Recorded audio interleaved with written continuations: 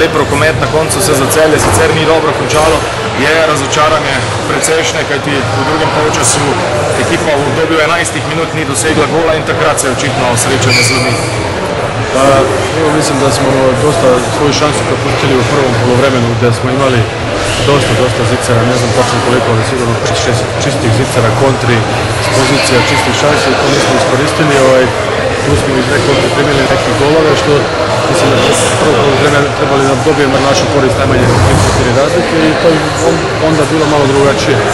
Isto nam se priča ponovila kao u Mariboru, imali smo tu neku crnu rupu od jedno 10-15 minuta da nismo mogli da priđemo golu, da smo ulazili u pasivan napad, da smo nekim nerezonskim šutovima otvarali domaćinu neke lake zgodivke i to nas je koštalo. Na kraju smo se malo vraćali, ali već je bilo kasno.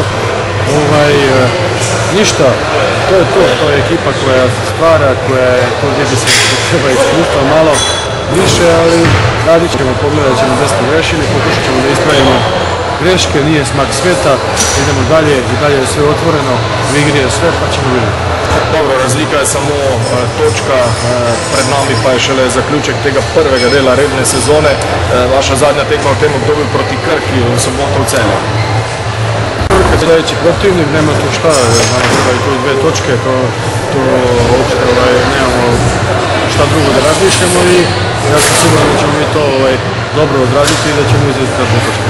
Najlepše hvala.